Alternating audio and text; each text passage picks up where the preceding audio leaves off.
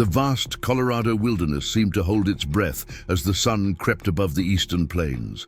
60 warriors sat motionless on their horses, dark silhouettes against the amber sky. Below them, a simple log cabin stood, smoke curling from its chimney, windows glowing with lamplight. Inside, a woman bent over a small bed where a half-Comanche boy lay burning with fever, his life hanging by a thread.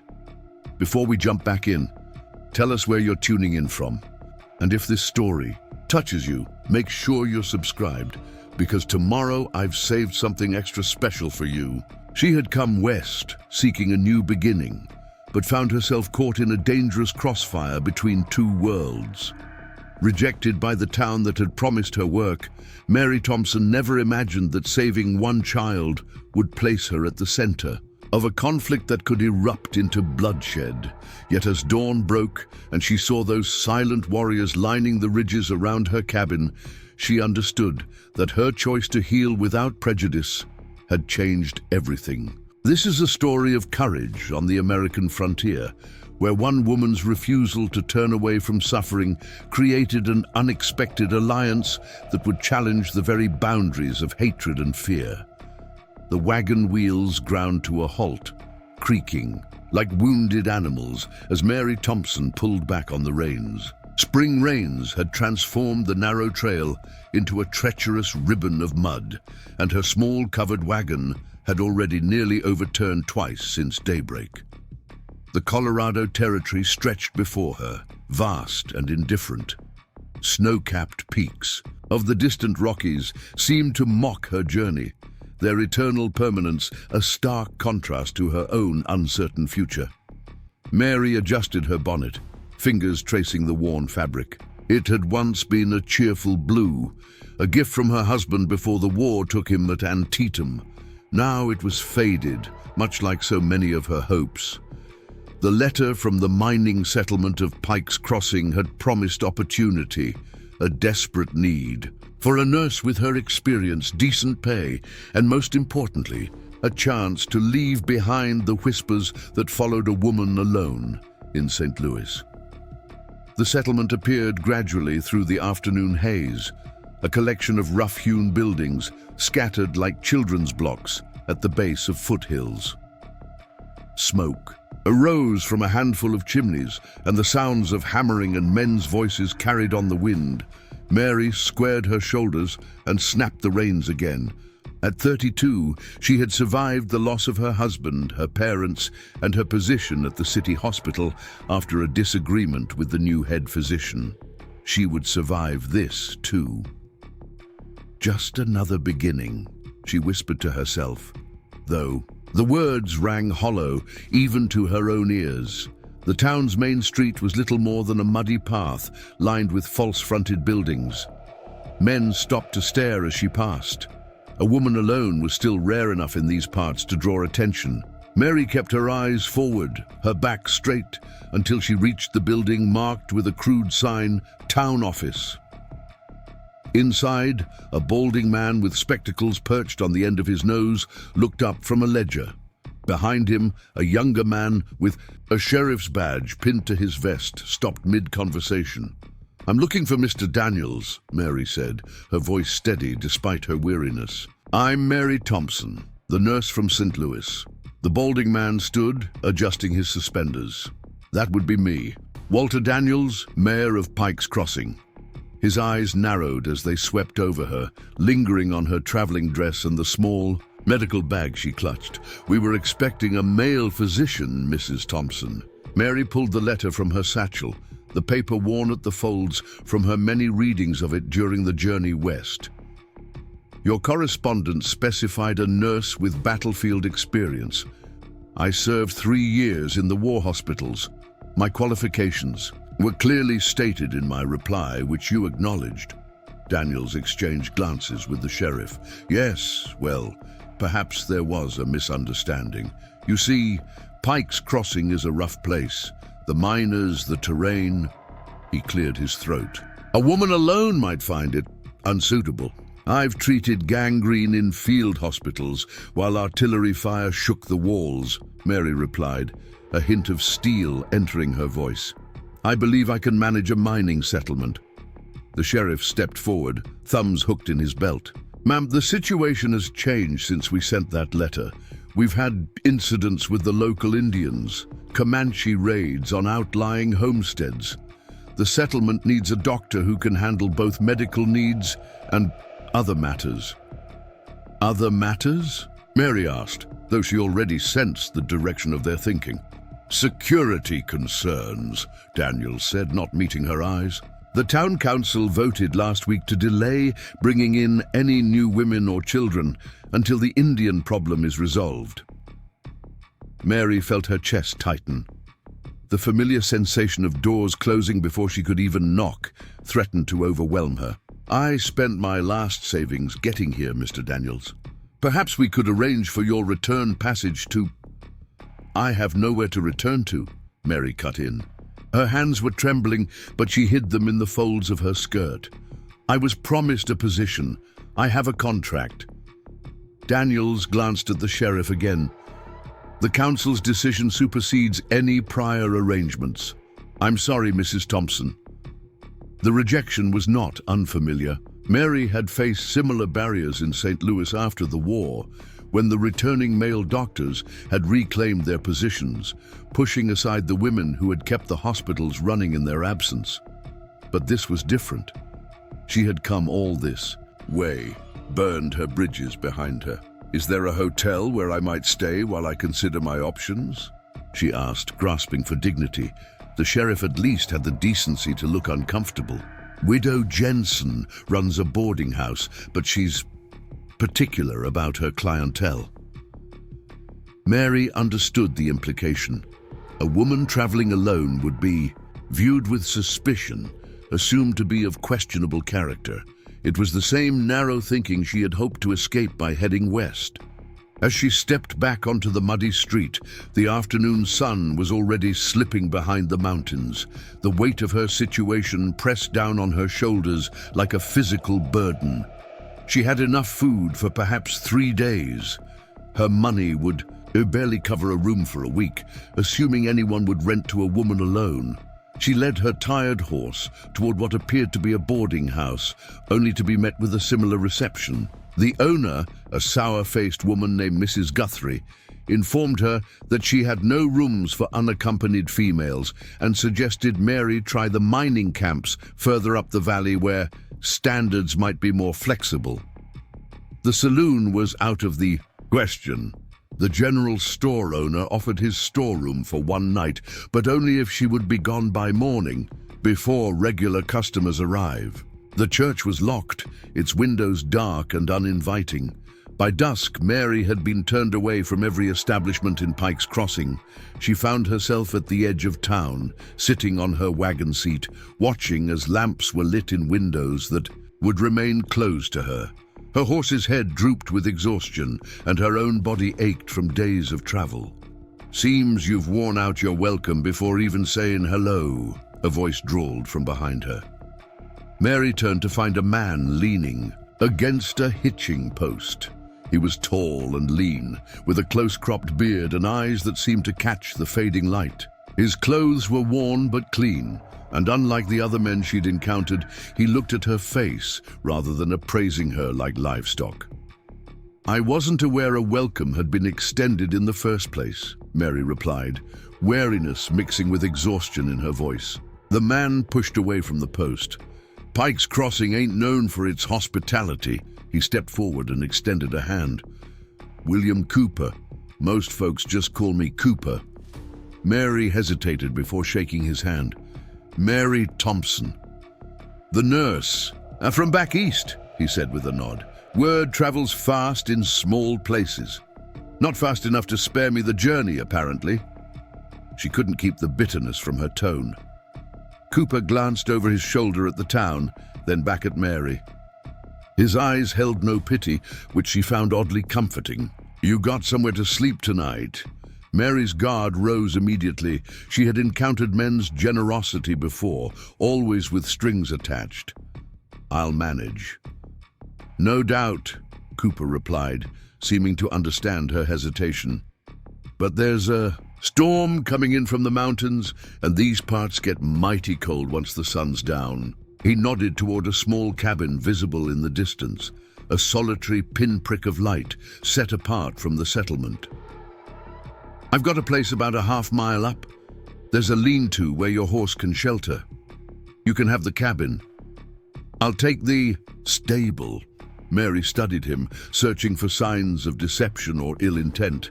His face remained impassive, but there was something in his steady gaze that didn't match her experience of men who offered shelter to women in distress. "Why would you help me?"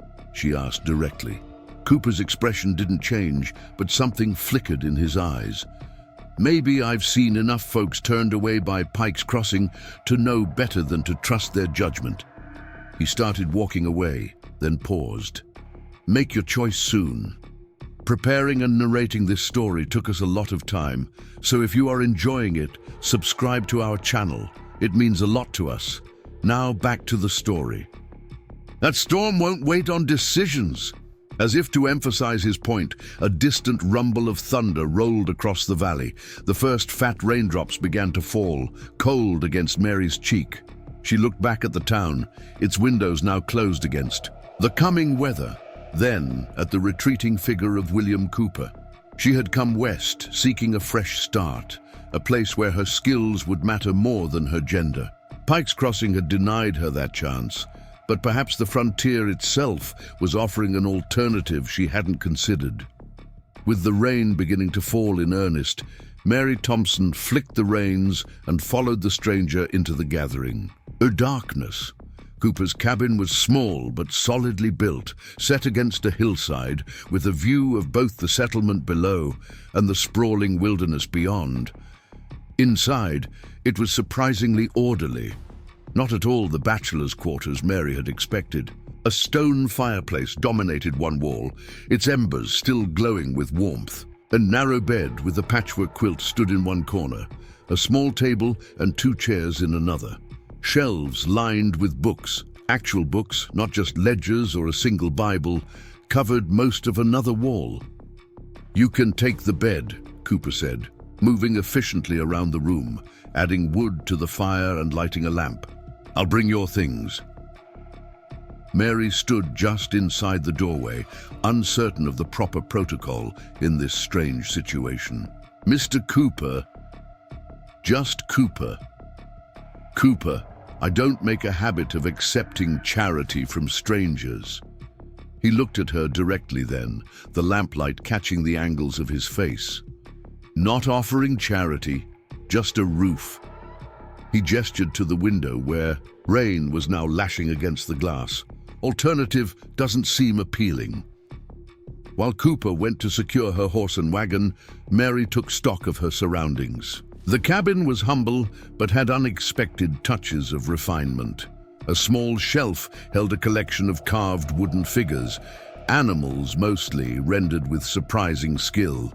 A tin kettle hung near the fire, and a cupboard revealed simple but adequate cooking supplies. She found herself drawn to the bookshelf. Medical texts sat alongside volumes of poetry, historical accounts, and even several novels. One book lay open on a small side table. Whitman's Leaves of Grass, a volume Mary herself had read during the long hospital nights of the war. Cooper returned, rainwater dripping from his coat. He hung it by the door and ran a hand through his damp hair. "Horses settled, brought your satchel." He placed it carefully on a chair. "Thank you." Mary remained standing, her hands clasped before her. Cooper seemed to sense her discomfort. "I'll be in the stable. Door has a lock." He pointed to a sturdy iron bolt on the inside of the door. "Use it." As he turned to leave, Mary noticed him wince slightly, his hand moving unconsciously to his side. "You're injured," she said, professional instinct overriding caution. Cooper stilled. "It's nothing.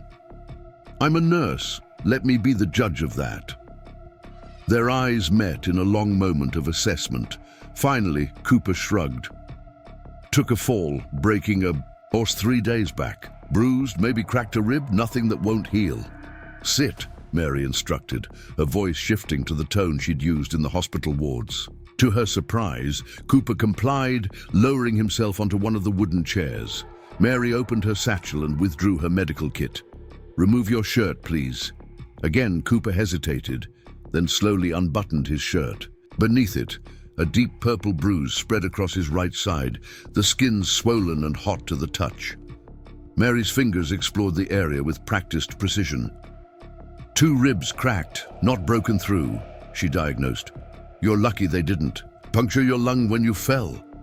"If you say so," Cooper muttered. Mary set about binding his ribs with practiced efficiency, aware of his eyes on her as she worked. Unlike other men she'd treated, his gaze held no improper interest, only a kind of wary curiosity. "Where did you learn to do this?" he asked, as she secured the bandage. "I trained at Hartford Hospital before the war," Mary replied, focusing on her task. "Then 3 years in Army field hospitals, most recently St. Louis City Hospital. Long way from St. Louis to Pike's Crossing." Mary's hands stilled momentarily. "Sometimes distance is the point." Cooper nodded as if this explained everything. When she finished, he carefully pulled his shirt back on, movements measured to avoid jarring his ribs. "Thank you." "Professional courtesy," Mary replied, packing away her supplies, "for the shelter." An awkward silence fell between them. Two strangers bound together by circumstance and a storm that now raged outside the cabin walls. Cooper broke it first. "There's food in the pantry. Help yourself. I'll see to your horse again before turning in." He moved toward the door, then paused. "Lock this behind me."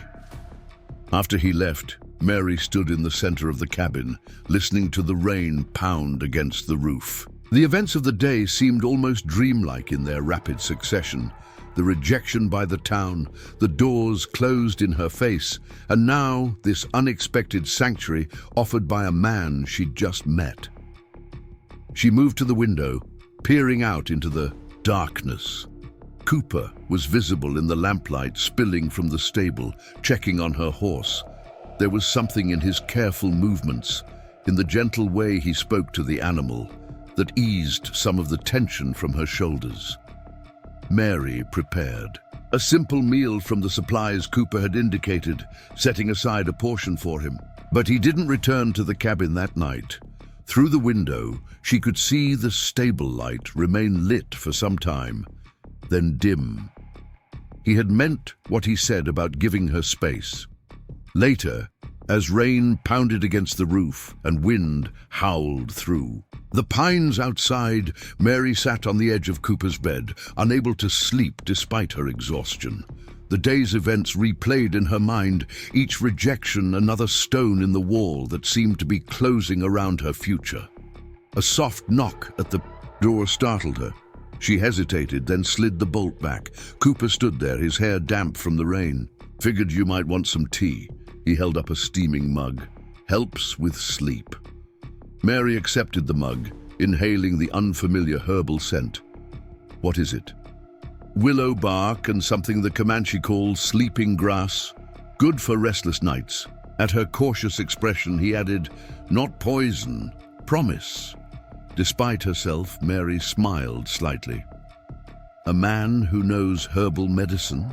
Cooper leaned against the doorframe, careful to keep the threshold between them. "Picked up a few things over the years." His expression grew more serious.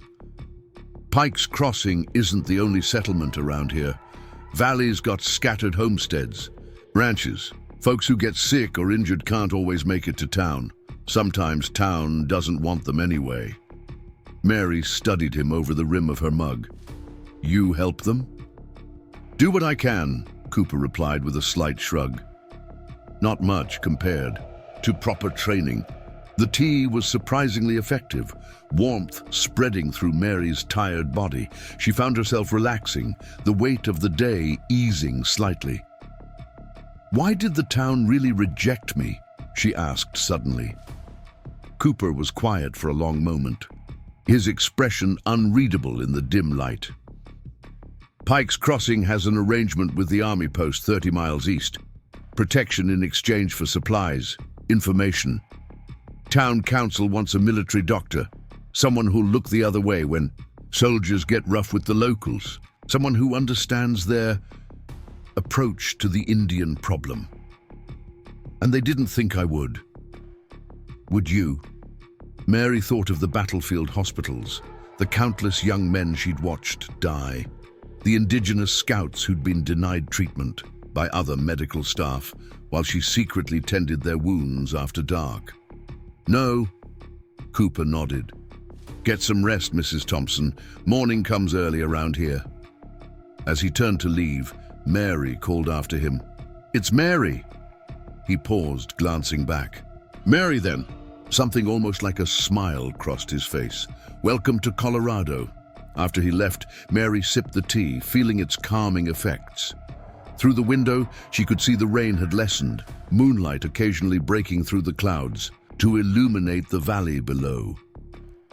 Pike's Crossing looked small from here, its lights few and distant. For the first time since arriving, Mary allowed herself to consider that perhaps the town's rejection might prove a blessing rather than a curse. She had come west seeking purpose, a place where her skills would matter. Perhaps that place wasn't where she had expected to find it. As she finally drifted towards sleep, Mary Thompson realized that while one door had closed firmly in her face, today another had opened. One leading not into a settled town, but into the wilderness beyond. What waited there, she couldn't know, but the strange sense of peace that settled over her suggested that perhaps, just perhaps, she had stumbled onto the right path after all. The storm passed by morning, leaving behind a washed-clean sky and air that smelled of pine and wet earth. Mary woke to find Cooper already gone from the cabin, though a small fire burned in the hearth and a pot of coffee sat warming beside it. A note in surprisingly neat handwriting informed her he'd gone hunting and would return by midday. She ventured onto the porch, savoring the clarity that followed mountain storms. The valley stretched below her, Pike's Crossing visible as a cluster of buildings that seemed smaller, less intimidating from this distance. Beyond the town, the land opened into rolling foothills that eventually gave way to the Great Plains. Behind the cabin, pine forests climbed toward peaks still dusted with late spring snow. Mary spent the morning taking inventory of her situation. Her supplies were limited, her prospects in Pike's Crossing non-existent. The nearest city of any size was Denver, nearly a week's journey away. She had barely enough money to make such a trip, and no guarantee of finding work once there. She traced the routes on her map, mentally calculating provisions and costs, trying to ignore the mounting evidence that she had reached a dead end. She was examining a potential route eastward when she heard footsteps on the porch. Cooper entered, a brace of rabbits in one hand and a satchel of what appeared to be plants in the other. A fine layer of trail dust covered his clothes, and his hat was pushed back on his head. "Thought you might have left by now," he said, hanging his hat on a peg beside the door. "And go where?" Mary asked, folding her map. Cooper nodded as if this confirmed something. He set about preparing the rabbits with practiced efficiency while Mary watched. His movements were economical, nothing wasted, nothing showy. He worked with the quiet competence she had seen in the best surgeons during the war. "You never said what brings you all the way up here," Mary ventured after a while. Cooper's hands didn't falter in their work. "Needed somewhere quiet." "The war?" His eyes flicked to hers, assessing. "Part of it. Served with the 3rd Texas Cavalry." A pause, his knife stilling for just a moment, then scouted for the Union in 64 and 65. Mary raised an eyebrow. "Both sides." Realized which one was right. He set the cleaned rabbits aside and wiped his hands. "You?"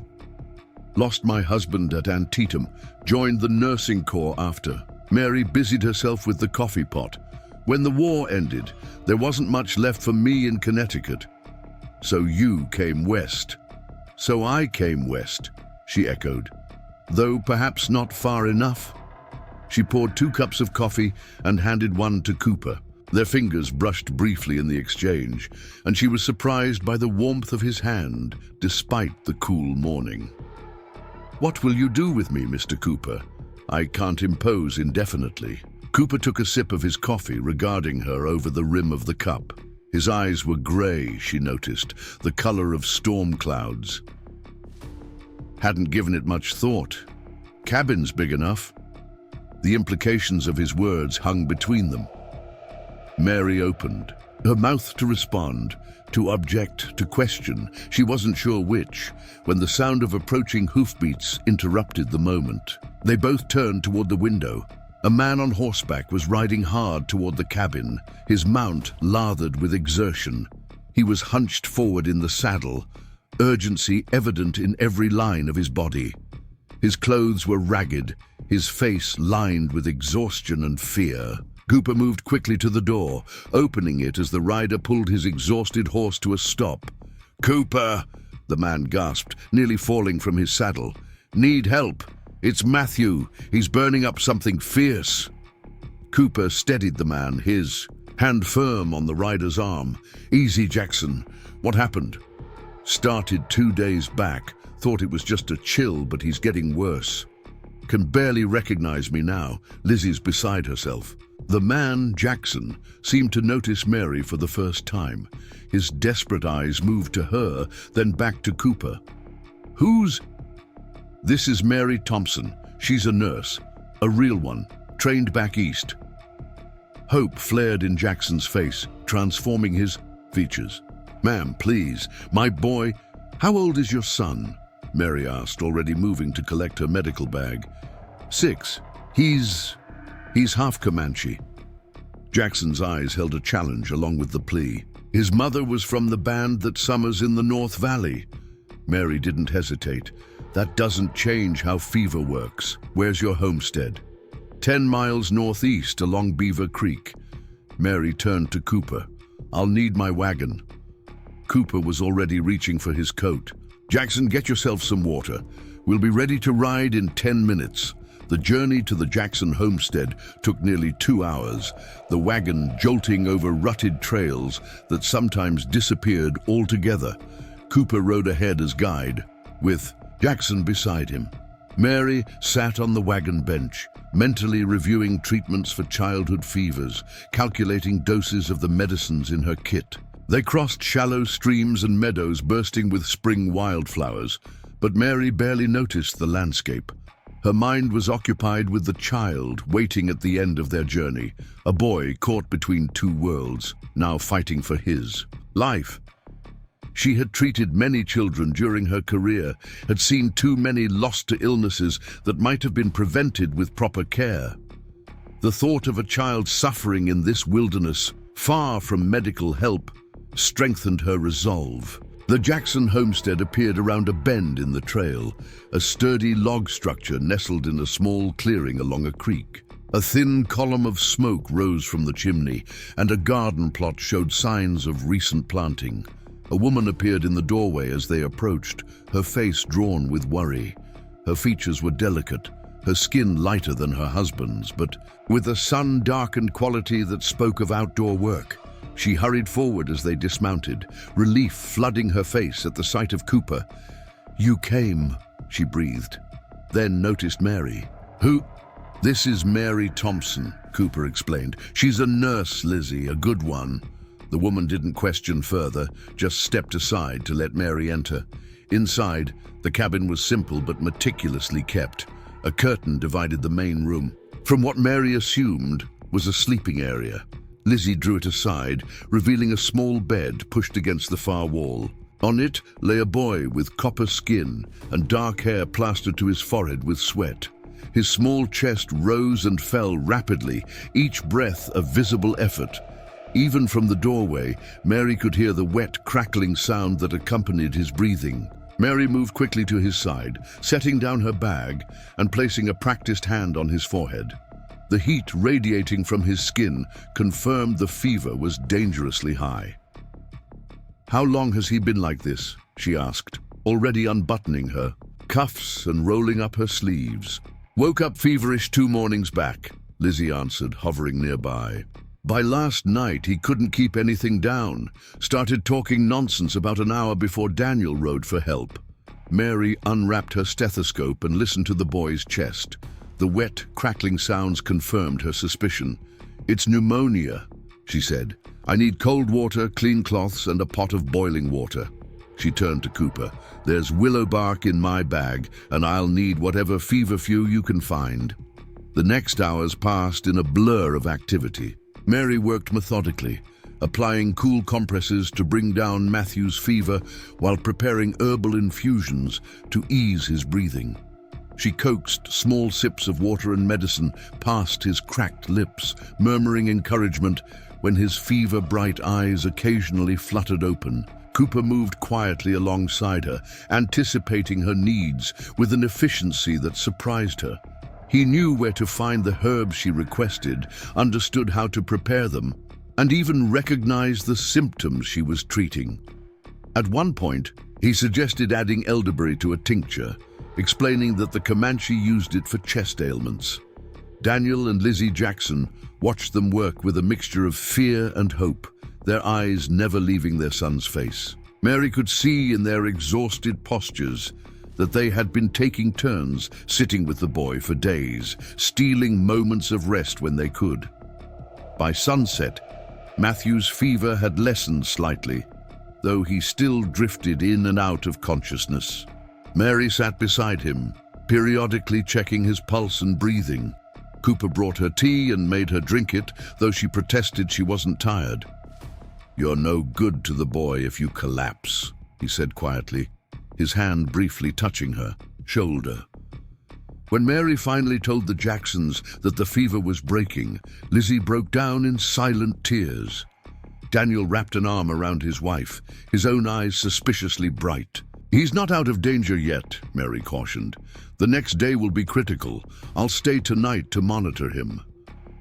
"You saved him," Daniel said, his voice rough with emotion. Mary shook her head. "He's saving himself. Children are stronger than we give them credit for." She showed Lizzie how to continue the treatments through the night, explaining the signs to watch for. "If the fever returns, or if his breathing worsens, wake me immediately."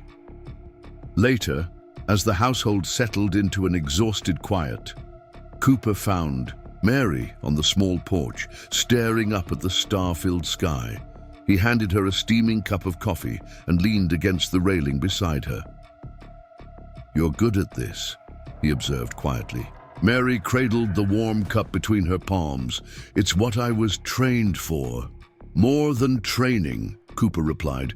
"Way you handled the Jacksons, didn't blink when Daniel said the boy was half Comanche.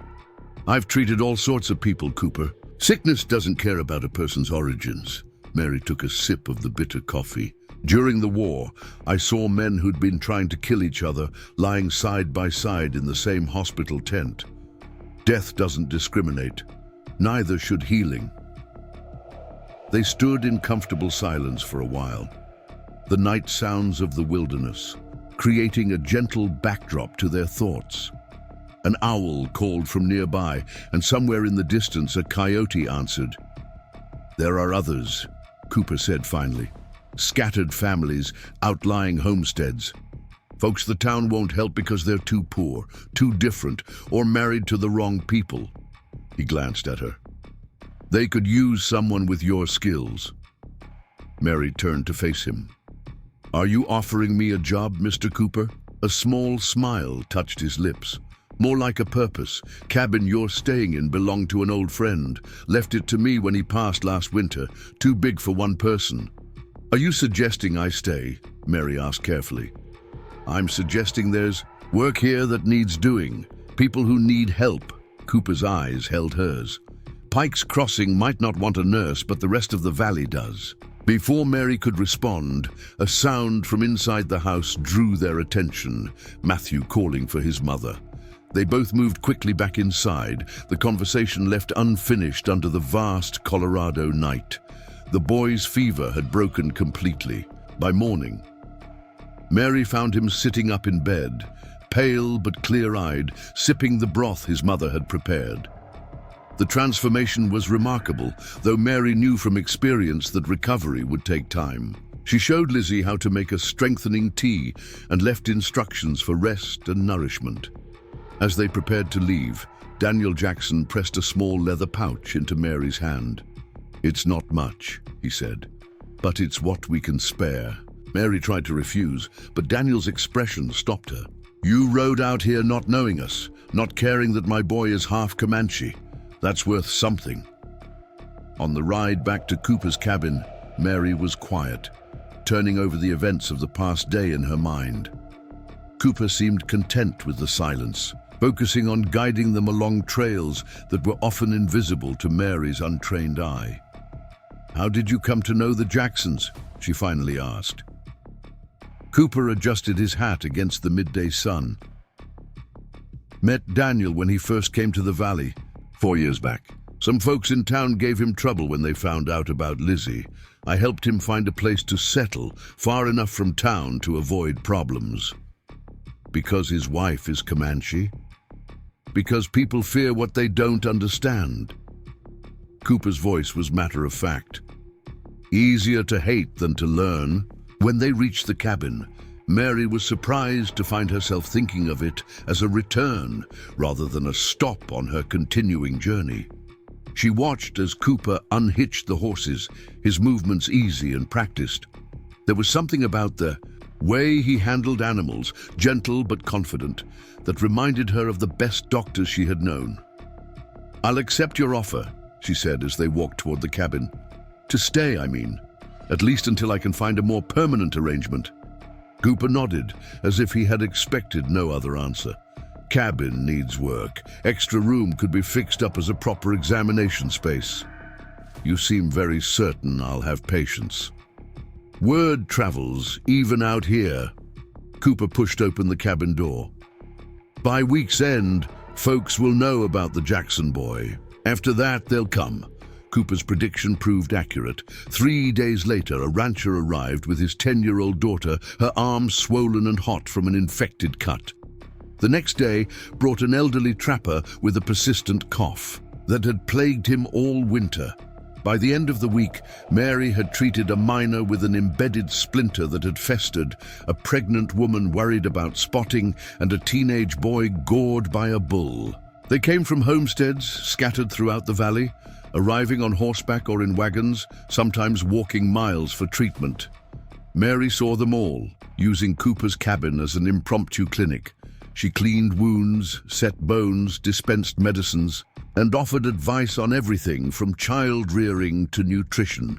Cooper transformed the cabin's second room into a treatment area, building a simple examination table and shelves for Mary's supplies.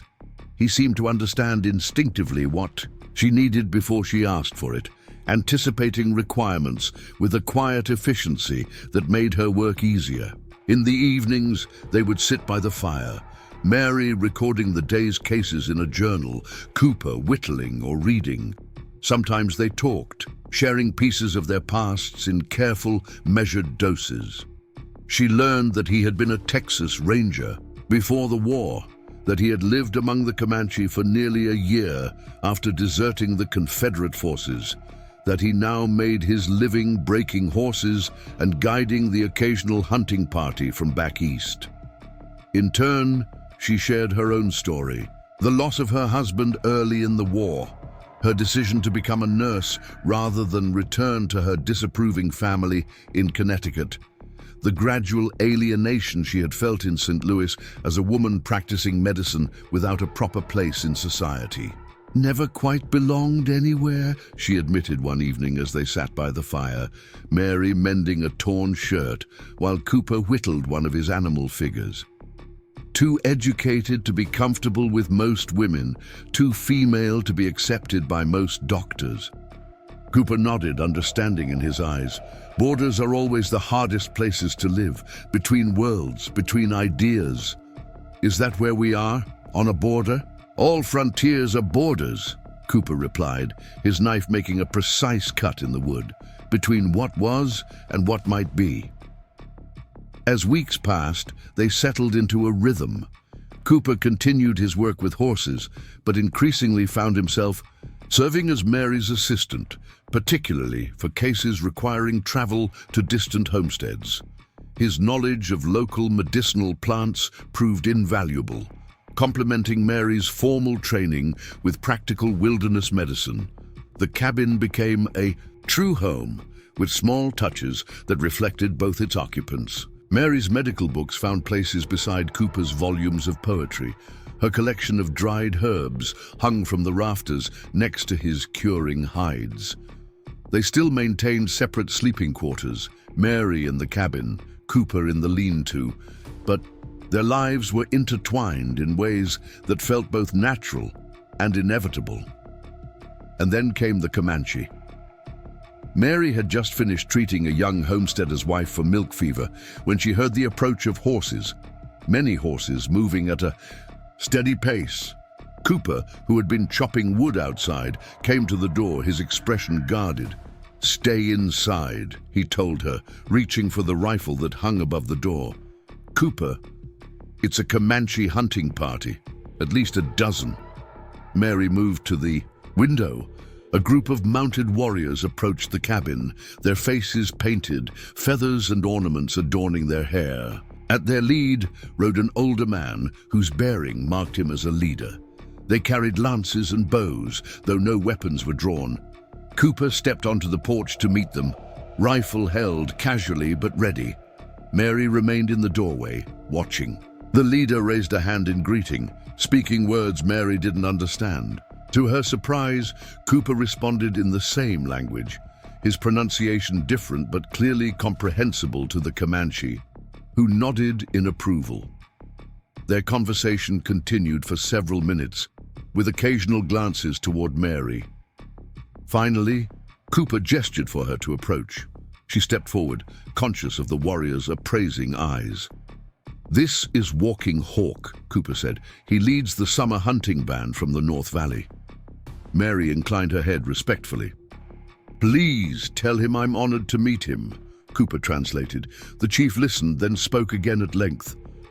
"He says his sister's son has a wound that won't heal," Cooper explained. "Arrow went through his leg 2 weeks ago. Now there's sickness in the blood." Mary didn't hesitate. "Ask if they can bring him here, or if they need me to go to their camp." When Cooper translated, surprise flickered across Walking Hawk's features. He spoke again, his tone questioning. "He's asking if you will truly treat one of the people," Cooper said quietly. "Of course," Mary replied. "Infection doesn't care what language a person speaks." Her answer seemed to satisfy the chief. He spoke again, more animated now. "They've made camp about 3 miles north," Cooper translated. "Boy can't ride, too weak. He's asking if you'll come." Mary was already turning toward the cabin. "Tell him I'll get my supplies." Cooper caught her arm, his voice low. "Mary, think about this. Town already doesn't like you treating mixed families like the Jacksons. If word gets out, you're treating Comanche directly." Mary met his gaze steadily. "I didn't come all this way to turn away patients based on what a town thinks of them. Or have you forgotten how Pike's Crossing welcomed me?" Something like pride flickered in Cooper's eyes. He released her arm and turned back to translate her response. Walking Hawk listened, then nodded once, decisively. An hour later, Mary found herself riding beside Cooper toward the Comanche camp, a warrior escort surrounding them. The usual tension that accompanied her when facing the unknown was tempered by professional focus. A patient needed her, and nothing else mattered. The camp was larger than she expected, with perhaps 30 lodges arranged in a semicircle along a small stream. Women paused in their work to watch the newcomers, children ducked behind their mothers' skirts, and warriors stood alert, hands near weapons. Mary felt the weight of their stares, but kept her back straight and her expression calm. Walking Hawk led them to a lodge near the center of the camp. Inside, lying on a bed of buffalo robes, was a young man no more than 17. His face was drawn with pain, his eyes bright with fever. The wound in his thigh was clearly infected, the skin around it angry and swollen. Mary knelt beside him, heedless of the watching eyes of the Comanche who had crowded into the lodge. Cooper translated as she asked questions about the wound, when it had occurred, what treatments had been attempted. The tribe's medicine man, an elderly man with a face deeply lined by sun and time, watched with interest as Mary examined the wound. To her relief, he showed no resistance to her presence, even offering information through Cooper about the poultices he had applied. Mary worked methodically, cleaning the wound, drawing out infection, applying medicines from her bag combined with herbs the medicine man provided. Throughout the procedure, she explained what she was doing, allowing Cooper to translate not just her words, but the reasons behind her treatments. By the time she finished, night had fallen. The young warrior was sleeping, his fever reduced. The wound properly drained and bandaged. Mary gave instructions for his care, demonstrating to the women who would tend him how to change the dressings and prepare the medicines she had mixed. As they prepared to leave, the medicine man approached her. He spoke at length, his gnarled hands moving in expressive gestures. Cooper listened, then turned to Mary. He says you have strong medicine, that your hands know the ways of healing. He asks if you would come again, to share knowledge. Mary looked at the old man, seeing in his eyes not suspicion, but genuine interest, one healer recognizing another. Tell him I would be honored to learn from him as well. The people have medicine I do not know. When Cooper translated the medicine, man smiled for the first time, revealing teeth worn by years but still strong. He reached into a pouch at his waist and withdrew a small object wrapped in soft leather. He pressed it into Mary's hands with a few soft words. A healing stone, Cooper explained, from the sacred mountains. He says it will protect you from those who fear your power. Mary closed her fingers around the gift, feeling its smooth weight. Thank you, she said directly to the medicine man, one of the few Comanche words Cooper had taught her on the ride to the camp. The old man nodded, recognition in his eyes. On the ride back to the cabin, accompanied by two warriors, Walking Hawk had insisted guide them safely. Mary found herself thinking about borders again. She had crossed one today, had been welcomed into a world few white women ever saw.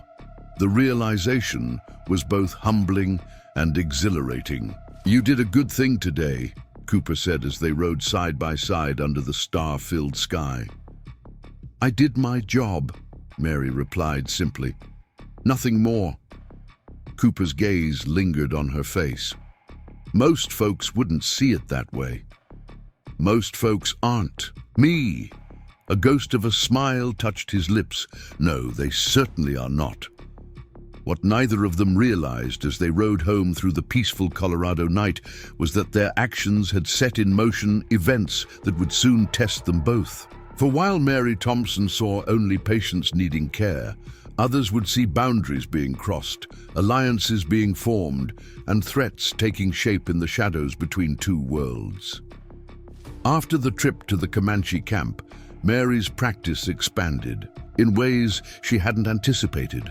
Word spread through the indigenous community, and soon she found herself treating not just settlers, but Comanche patients as well. Sometimes they came to the cabin riding in with dignity, despite obvious pain or illness. Other times, she was called to their camps, escorted by warriors who now treated her with a respect that bordered on reverence. The medicine man, whose name she learned was Spotted Elk, became both teacher and student. He showed Mary plants she had never seen used medicinally, demonstrated techniques passed down through generations. In return, she shared her knowledge of anatomy, of surgical procedures, of medicines from the East. Cooper served as translator and guide, his facility with the Comanche language improving with each interaction. Mary began to learn the language as well, picking up words and phrases that allowed her to communicate basic medical instructions without Cooper's intervention. Their partnership deepened in other ways too. The boundaries between them softened, professional respect evolving into something more complex. Mary found herself noticing the way sunlight caught in Cooper's hair, the rare sound of his laughter, the gentleness of his hands as he assisted her with procedures.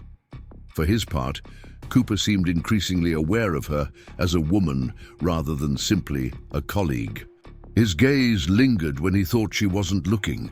He brought her wildflowers gathered on his rides, claiming casually that they might have medicinal properties she'd want to investigate.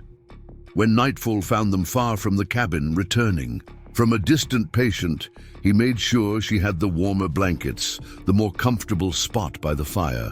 Their conversation was interrupted by the sound of approaching riders. Cooper set aside his carving and moved to the window, his posture immediately tense. "Stay inside," he told Mary, reaching for the rifle that hung above the door. "Cooper, it's the sheriff from Pike's Crossing. And he's not alone." Daniel Jackson stepped forward. "Some of us have been thinking, this valley's big enough for all of us, but we need someone to see to the sick and injured. Someone who doesn't care if you're from town, from a homestead, or from a Comanche lodge." Murmurs of agreement rose from the gathered families. "We've taken up a collection," Walsh announced, producing a small leather pouch. "Enough to build a proper clinic, right here next to Cooper's cabin." Mary felt tears threaten at the corners of her eyes. "I don't know what to say." "Say you'll stay," Cooper suggested quietly, standing close beside her. "Say this border is where you belong." Mary looked around at the faces watching her, homesteaders and Comanche, miners and farmers, all united in this moment by something stronger than fear or suspicion. "I'll stay," she said finally, "as long as I'm needed." The next morning dawned, clear and cool. The impromptu community had created a camp around the cabin, with several families deciding to remain until the situation with the town was resolved. Men took turns keeping watch, while women organized meals and children played under the Colorado sky. Mary found herself moving among them, tending to minor ailments, offering advice, learning names and stories. There was a strange exhilaration in this gathering, a sense that something new was taking shape, not just a resistance to threats, but the foundation of a different kind of community. Around noon, the expected confrontation arrived. Sheriff Mills led a larger group this time, nearly 15 men, including Mayor Daniels and several faces Mary recognized from Pike's Crossing. They pulled up short at the sight of the encampment, clearly unprepared for the show of solidarity. Cooper walked out to meet them, Mary beside him. Behind them stood Daniel Jackson, Walsh, Simmons, and Garcia, all armed but calm. On the ridgeline, the Comanche watchers remained, silent sentinels observing the drama unfolding below. "This is quite a gathering, Cooper," the sheriff said, his voice carrying a note of uncertainty despite his show of authority. "Seems folks have opinions about threatening their nurse," Cooper replied evenly. Mayor Daniels moved his horse forward. "Mrs. Thompson, this has gone far enough. These people don't understand the larger concerns. The security of the entire territory is not served by driving away those who bring healing," Mary interrupted, "nor by breaking treaties with people who have kept the peace." One of the men behind the sheriff spat on the ground. "She's chosen her side with the savages." "Watch your mouth, Parker," Walsh called out. "My wife was treated by Mrs. Thompson last week when your town doctor was too drunk to set foot outside the saloon." Tensions rose as more words were exchanged, the confrontation teetering on the edge of violence. Mary stepped forward suddenly, placing herself between the two groups. "Enough," she said, her voice cutting through the arguments. "I came west to heal, not to cause bloodshed." She turned to address the men from town directly. "I will not return to Pike's Crossing under the conditions you've set. I will not spy on my patients or deny care to those who need it." Her voice strengthened with each word. but neither will I be the cause of violence between neighbors. What are you proposing? Sheriff Mills asked cautiously. Neutral ground, Mary replied. The clinic these people want to build will serve anyone who comes seeking help. Townspeople, homesteaders, Comanche. No questions asked, no information shared with either side. Mayor Daniels scoffed. And why would the town agree to this? Because your own doctor left last month, Cooper interjected. Because miners with crushed limbs and families with sick. Children don't care about politics when they're suffering. An uncomfortable silence fell over the gathered men from town. It was clear from their expressions that Cooper had hit upon a truth they couldn't easily dismiss. Finally, the sheriff sighed. I can't promise what the town council will decide, or what the army will do when they arrive. Tell them this, Mary said firmly. The day soldiers march against peaceful people in this valley is the day Pike's Crossing loses its only chance at proper medical care. Forever. It wasn't an immediate victory. The men from town departed with no promises, no handshakes, no clear resolution, but they left without violence, and in the days that followed, no further threats materialized. 2 weeks later, construction of the small clinic began in earnest. Men from the homestead supplied lumber and labor. Cooper designed the building himself, incorporating both practical elements from his years on the frontier and features Mary requested for her medical work. Large. Windows for natural light, a separate room for serious cases, and a covered porch where patients could wait out of the elements. The Comanche contributed too in their own way. The Watchers remained, a subtle but constant reminder of their alliance. The women brought more healing herbs and taught Mary their uses, creating a unique pharmacy that combined Western medicine with indigenous knowledge. By midsummer, the clinic was finished, a sturdy structure connected to Cooper's cabin by a covered walkway. Mary stood in the doorway of her new domain, surveying the simple examination table. The shelves, stocked with medicines and supplies contributed by families throughout the valley. The row of hooks where her instruments hung ready for use. It's more than I ever had in St. Louis, she told Cooper as he joined her. It's just a beginning, he replied, his hand finding the small of her back in a gesture that had become familiar and comforting. Word traveled, as it always does on the frontier.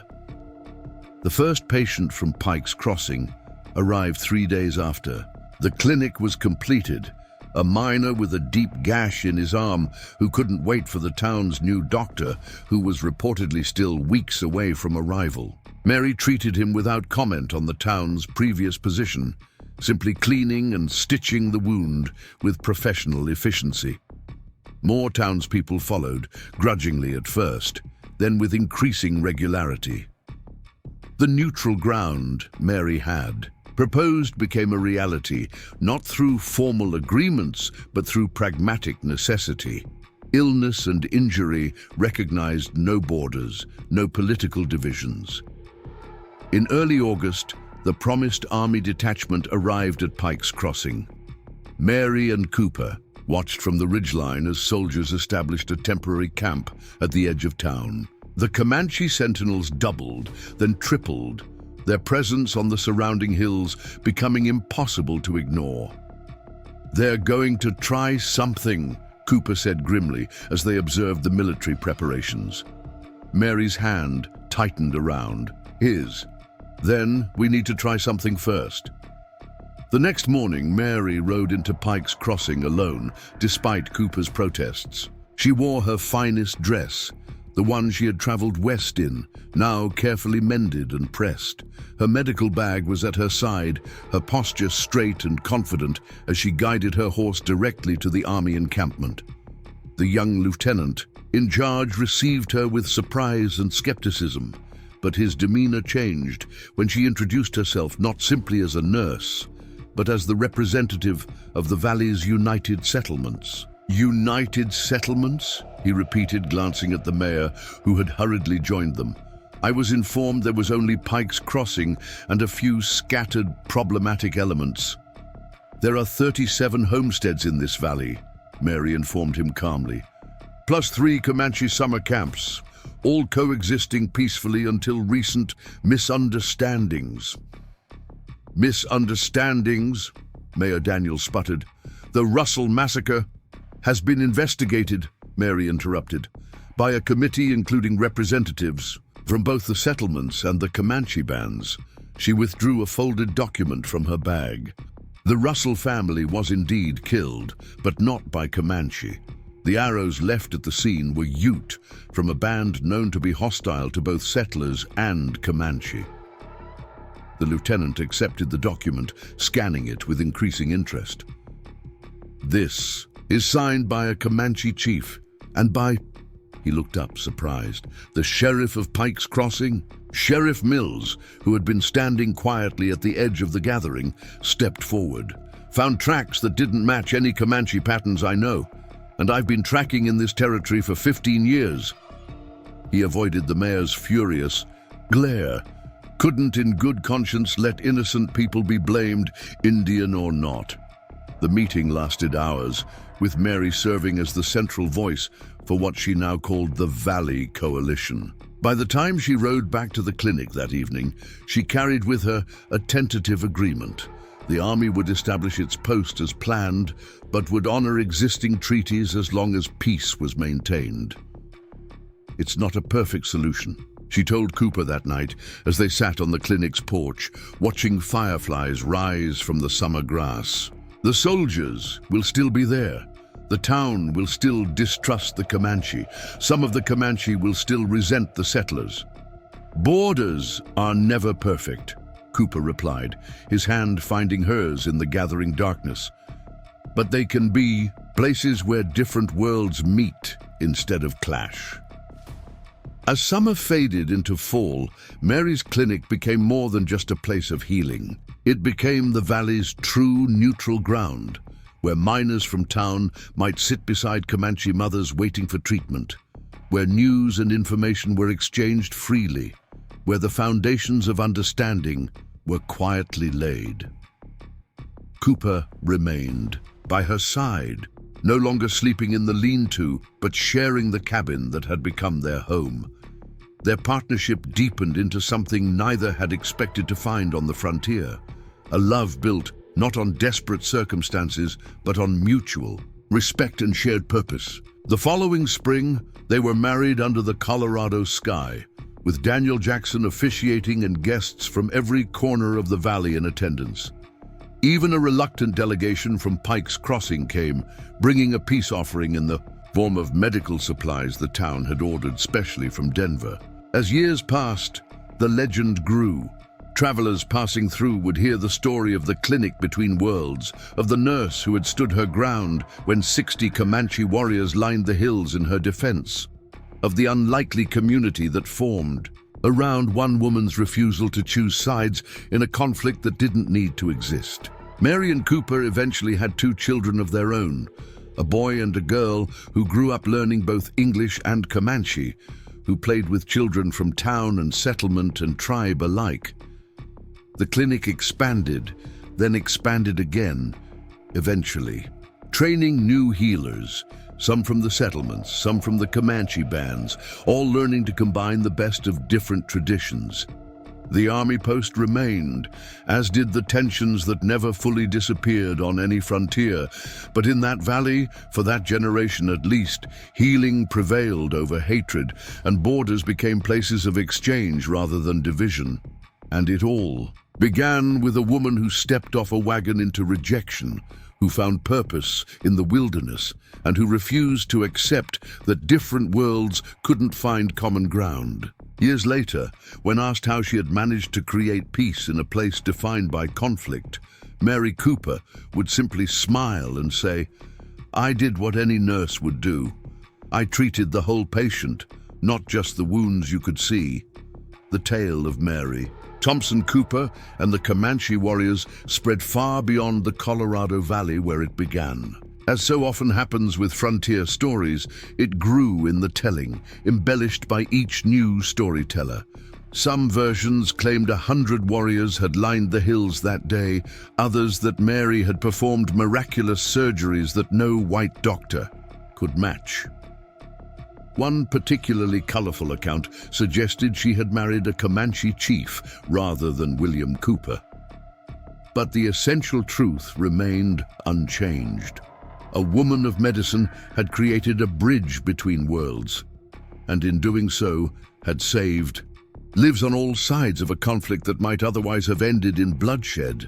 The clinic she established became a landmark, expanding over the decades into a small hospital that served the growing communities of the region. Cooper's cabin, preserved as part of the larger structure, became something of a museum, a reminder of humble beginnings and uncommon courage. Mary herself became a local legend. Her practical approach to healing and her refusal to bow to prejudice, inspiring other women to pursue medicine at a time when such ambitions were still viewed with skepticism. She trained dozens of nurses and midwives, both white and Comanche, creating a legacy that outlived her. Cooper, too, found his place in the valley's history. His knowledge of both settler and indigenous ways made him an invaluable translator and mediator. When conflicts arose, as they inevitably did, he was often the voice of reason, the man who could speak to both sides in words they understood. Their children grew up in a unique position, equally comfortable in the white settlements and the Comanche camps. Their son eventually traveled east to attend medical school, returning with modern knowledge to complement the traditional healing arts he had learned from both his mother and the Comanche elders. Their daughter became a teacher, establishing a school where children from all backgrounds learned side by side. The arrival of the railroad in 1881 brought changes to the valley, as it did everywhere across the West. Pike's Crossing grew into a proper town, complete with brick buildings and electric streetlights. Many of the original homesteads evolved into ranches or farms. The Comanche, pushed by government policies, eventually moved to reservations, though some families remained, integrating into the changing society. Through it all, the clinic stood as a testament to what was possible when healing was valued above division. When Mary Cooper finally passed away in 1907 at the age of 75, her funeral was attended by hundreds, including surviving members of the Comanche band that had once lined the ridges to protect her. Cooper followed her a year later, unable or unwilling to continue without his partner of nearly 40 years. Legend has it that on the day of his burial, a line of elderly Comanche men appeared on horseback along the same ridgeline where they had once stood in defense of the healing woman and her cabin. They remained through the service, silent sentinels honoring a man who had helped bridge their worlds. The story might have ended there, becoming just another tale of the old frontier, were it not for what happened during the influenza pandemic of 1918. The hospital that had grown from Mary's clinic became a central point of treatment for the region, saving countless lives through the practices she had established. The combination of Western medicine with traditional knowledge, the treatment of all patients regardless of background, the training of local women as nurses. In a time when many communities were devastated by the disease, the valley suffered fewer losses than might have been expected. People said it was Mary Cooper's legacy at work, her spirit still guiding the hands of those who healed.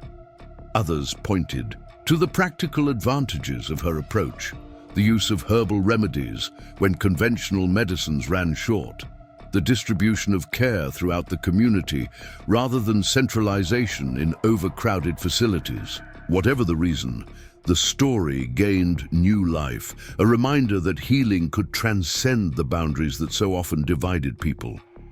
It became part of the region's identity, told to school children and visitors alike, a point of pride in a history that, like all frontier histories, contained its share of darker chapters. In 1925, a young journalist named Eliza Parker traveled to what was now called Cooper Valley to research the story. She tracked down surviving witnesses, consulted diaries and letters, visited the sites where key events had unfolded. Her resulting book, The Healing Woman of Cooper Valley became a minor classic of frontier history, preserving the details that might otherwise have faded from memory. Among those details was a letter Mary herself had written to her sister in Connecticut in 1868, describing the morning when she had looked out to see 60 Comanche warriors lining the hills around her cabin. The letter, preserved by family members and eventually donated to the Colorado Historical Society, provided a first-hand account that cut through the mythologizing that had accrued over the years. "I confess to you, dear sister, that my first reaction was fear.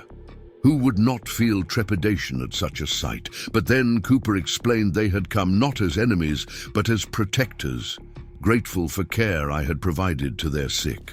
In that moment I understood something profound about the work I had chosen. Medicine knows no enemies, only patients. The body's needs transcend the mind's prejudices.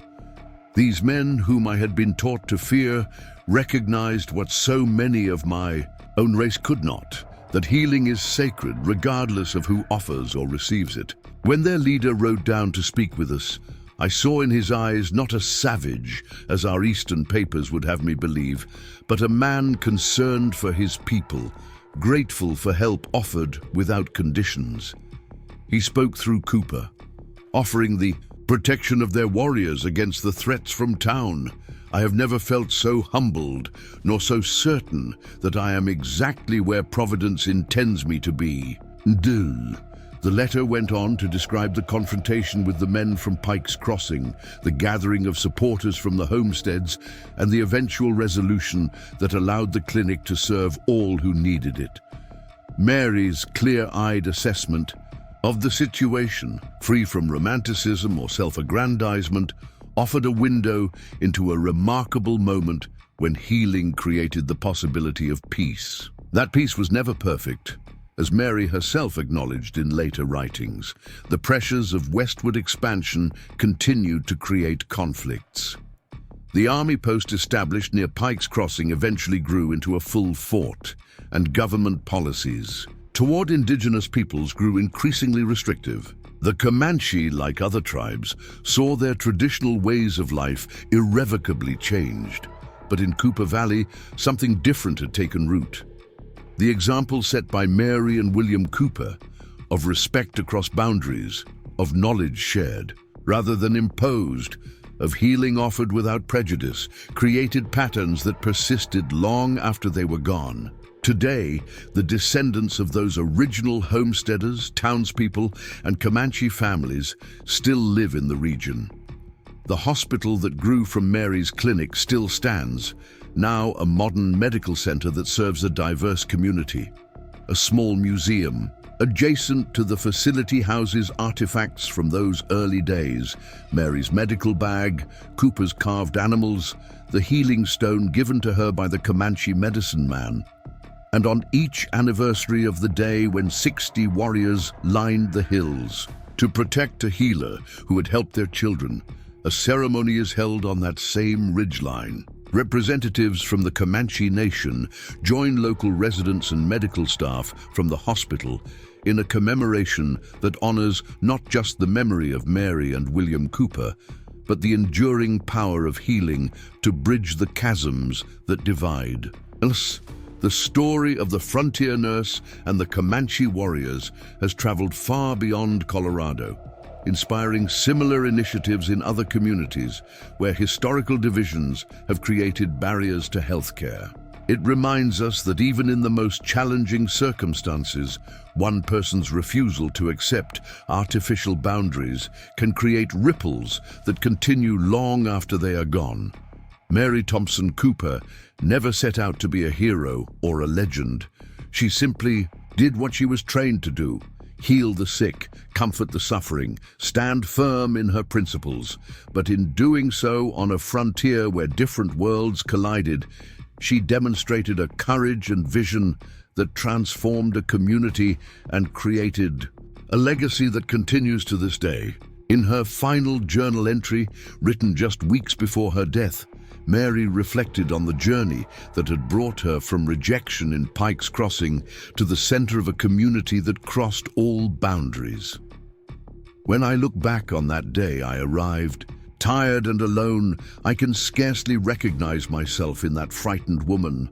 The wilderness has shaped me as surely as I have shaped this small corner of it. Cooper says I brought healing to this valley, but the valley healed me as well. It taught me that borders exist primarily in our minds, that what seems like a line of division can become a place of meeting. The Comanche have a saying, "The earth is our mother and all people are her children." I have come to understand the wisdom in this. We are not so different, despite our desperate attempts to create separation. Sickness and pain come to all, as do joy and love. In recognizing this shared humanity, we find the true purpose of medicine, not merely to treat ailments, but to remind us of our common vulnerability and strength. I do not know what the future holds for this valley, or for the people I have come to love. The world is changing rapidly, and not all change brings progress. But I have faith that what we have built here, this place of healing that refuses to recognize artificial boundaries, will outlast me. And in that I find peace. Mary Thompson Cooper's faith was not misplaced. The seed she planted grew into a tradition of healthcare that understood the importance of cultural respect, that recognized the value of diverse approaches to healing, that saw patients as whole people rather than collections of symptoms. Her story reminds us that even in times of conflict, there are always those who choose connection over division, healing over harm, bridge building over wall raising. And perhaps most importantly, it teaches us that often the most revolutionary act is simply to do one's job with integrity and compassion, regardless of the pressures to discriminate or divide. For Mary, treating anyone who needed care wasn't a political statement, but a professional obligation. Yet, in a context where such care was politically charged, her simple adherence to the principles of nursing became a powerful force for change. The day 60, Comanche warriors lined the hills around her cabin was not the end of her story, but rather a beginning, the moment when different worlds recognized their shared interest in protecting those who heal. What followed was not a romantic tale of instant harmony, but the harder, more lasting work of building understanding across divides that had seemed unbridgeable. That work continues today. Wherever healthcare providers serve diverse communities, wherever artificial boundaries threaten access to care, wherever healing is needed not just for bodies, but for the social wounds that divide us. The frontier. Nurse and the Comanche warriors may belong to history, but their example remains vibrantly relevant in a world still struggling to recognize our common humanity. As we face our own borders and boundaries, we would do well to remember Mary Thompson Cooper's approach. See the patient, not the category. Value knowledge from all sources. Stand firm when principles are challenged. Create neutral ground where different worlds can meet.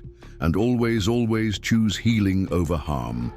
For in the end, the greatest legacy of the nurse who was protected by 60 warriors was not the dramatic confrontation on a Colorado hillside, but the quiet revolution that followed. A revolution of compassion, respect, and care that transcended the boundaries of race, culture, and politics to create a healthier community for all. And isn't that, after all, the truest measure of healing? The afternoon sun cast long shadows across Cooper Valley as Dr. Thomas Cooper made his final rounds through the hospital wards. At 63, his hair had long since turned silver, though his posture remained as straight as the day he'd first ridden as a cavalry scout. His mother's green eyes peered out from a face weathered by decades under the Colorado sky, keen and observant as they checked each patient's chart. "Everything looks good, Mrs. Redhorse," he told an elderly Comanche woman recovering from pneumonia. He spoke in her language, the words flowing naturally from childhood memories of summers spent in the northern camps. "Your grandson can take you home tomorrow." The woman nodded, her dark eyes crinkling with a smile. "Your mother would be proud, little fox," she said, using the name the Comanche had given him as a child. "The healing hands continue." Thomas smiled at the use of his childhood name. Few remained who remembered those early days. When Mary Thompson, Cooper had first established her clinic on what was then a dangerous frontier. Mrs. Redhorse was one of them, a young woman then who had learned nursing skills alongside his mother. "I was just a boy when you helped her deliver the Martinez twins during that blizzard," he reminded her. "You were the one with healing hands that night." "We all did what was needed," she replied simply, "as we still do." It was the philosophy that had guided Cooper Valley Hospital since its inception, everyone contributing their skills, knowledge shared freely, patients treated with equal care regardless of background. What had begun as a revolutionary approach in 1868 had become the institution's proud tradition. As Thomas left the ward, he paused by the window overlooking the valley that bore his family's name. The town had grown considerably from the small settlement he remembered from childhood. Paved streets had replaced dirt roads, electric lines connected buildings that would have seemed impossibly grand to the original homesteaders, and automobiles now outnumbered horses on Main Street. Yet some things remained unchanged. The ridgeline, where 60 Comanche warriors had once stood guard, still framed the northern edge of town. The original cabin where he had been born still stood at the heart of the hospital complex, preserved as a reminder of humble beginnings. And most importantly, the spirit of cooperation between the diverse communities of the valley had endured, despite the changes and challenges of the new century. Thomas was contemplating this legacy when his assistant, a young Comanche Mexican woman named Eleanor Whitehorse, approached with a telegram. "This just arrived for you, Dr. Cooper," she said, handing him the yellow paper. "From Washington."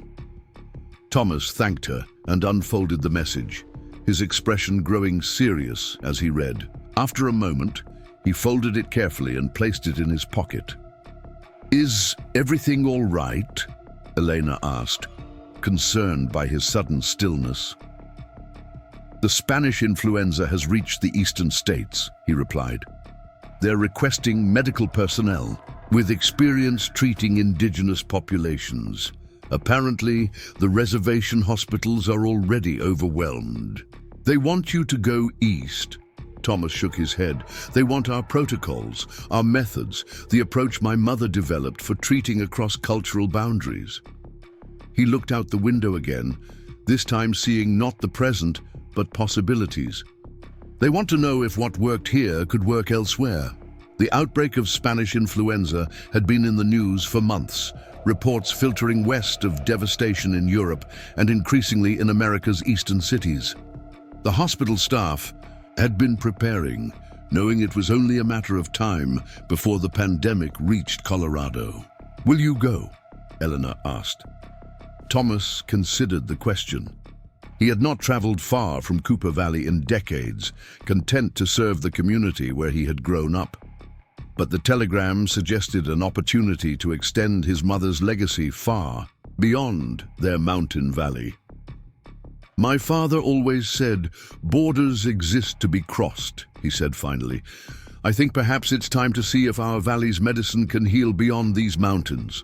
Later that evening, Thomas sat in the small study of his home, surrounded by journals his mother had meticulously kept throughout her career. Mary Thompson Cooper had been many things: nurse, frontier wife, mother, community leader. But perhaps, most significantly, she'd been a teacher. Her detailed records of treatments, observations of cultural differences in approaching illness, and notes on combining Western and indigenous medicine represented a lifetime of practical knowledge. Thomas had grown up watching her work, eventually following in her footsteps by attending medical school in Philadelphia before returning to continue what she had started. His sister, Margaret, had taken a different but complementary path, establishing the valley's first proper school, and ensuring that education, like medicine, was accessible to all. He pulled out a particular journal, one from 1872, 4 years after the confrontation on the ridgeline. His mother's neat handwriting filled the pages, describing a smallpox outbreak that had threatened both the town and the Comanche camps. He found what he was looking for on page 43. The key to preventing the spread of disease across communities lies not merely in quarantine, though that has its place, but in understanding how different peoples comprehend illness. The townspeople respond to medical authority, to formal procedures and scientific explanation. The Comanche respond to spiritual context, to natural observation, to the wisdom of elders. Both approaches have value, and neither alone is sufficient. Our success here has come from learning to speak both languages, not just of words, but of understanding, and creating protocols that respect each while protecting all.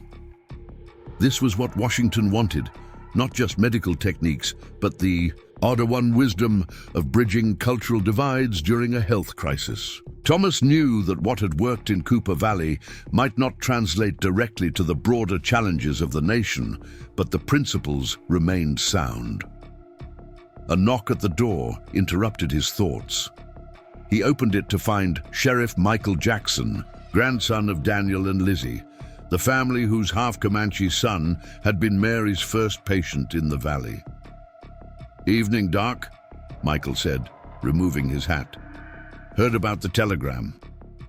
News traveled quickly in Cooper Valley, despite its growth. Thomas invited the sheriff in, offering him a chair and a glass of whiskey. "I'm not here officially," Michael explained, settling into the leather armchair, "more as a friend. There's talk in town about the influenza. People are scared." Thomas nodded. The pandemic had already claimed thousands of lives. Fear was a natural response. "We've been preparing," he assured Michael. "The hospital has isolation protocols ready, and we've stockpiled what medicines we can." "It's not just that," Michael said, turning the glass in his hands. "There's talk that the Army might take control of medical resources if the outbreak gets bad enough. Some folks are worried about what that would mean for the arrangement we have here." He didn't need to elaborate. Both men knew he was referring to the long-standing agreement that ensured equal treatment for all Valley residents, including the remaining Comanche families. Thomas frowned. The hospital's independence had been hard-won and carefully maintained for 50 years. The thought of outside control was troubling.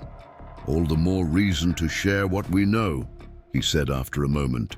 "If our methods are adopted more widely, they're harder to dismiss or override." Michael considered this. "Your mother would say the same." "She usually found a way to turn challenges into opportunities," Thomas agreed. "I remember during the drought of '74, when tensions were high and resources scarce, she convinced the town council and the Comanche elders to create a shared irrigation system. By the time the crisis passed, they'd built something that benefited everyone for years to come." "Different times," Michael mused. "Simpler in some ways." "I'm not so sure," Thomas replied. "People haven't changed much. We still fear what we don't understand, still protect what's ours, still need reminding occasionally that cooperation beats conflict." The two men talked late into the evening, their conversation turning from immediate concerns to memories of growing up in the valley.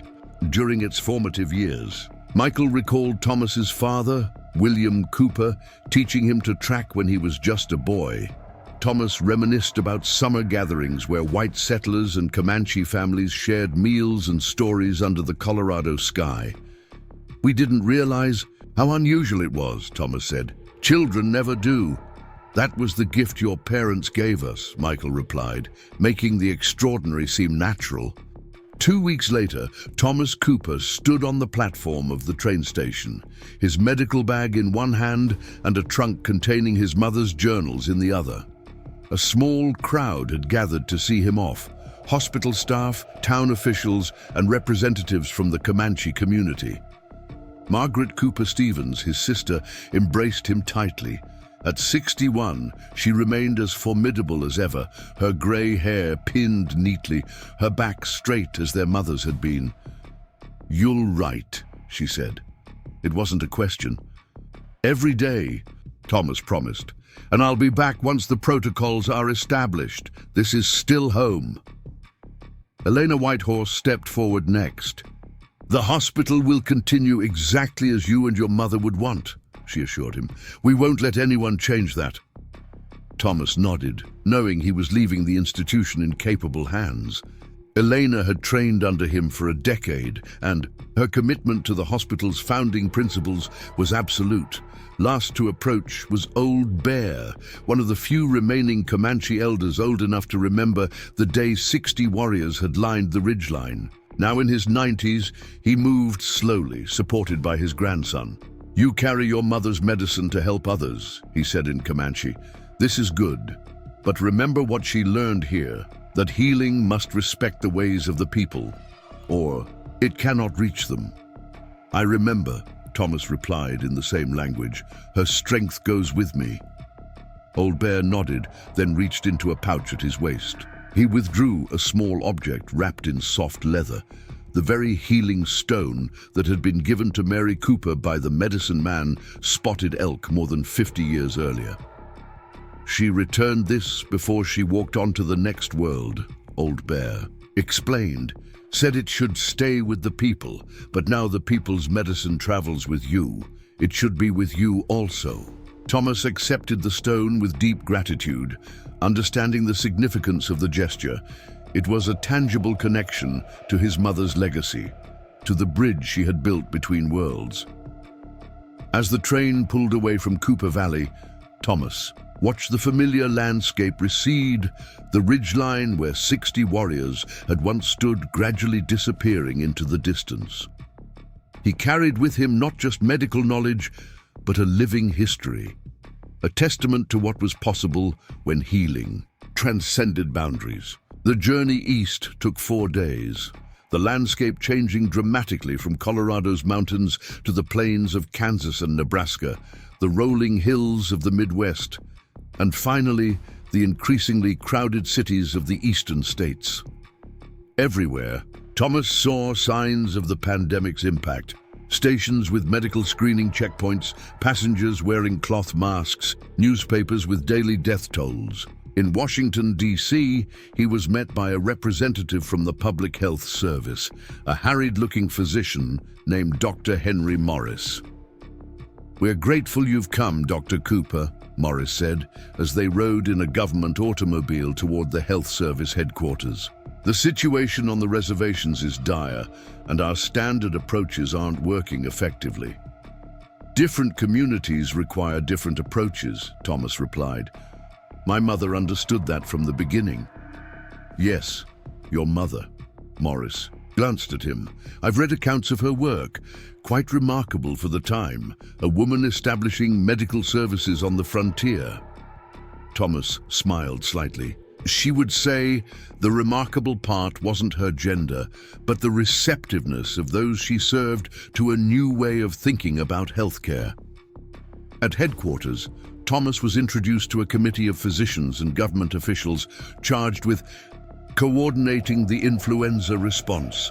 He listened as they outlined the challenges, inadequate resources, cultural barriers to implementing public health measures, high mortality rates among indigenous populations. When asked to share his expertise, Thomas opened his mother's journal from 1872 and read her observations about the smallpox outbreak. The committee members exchanged skeptical glances.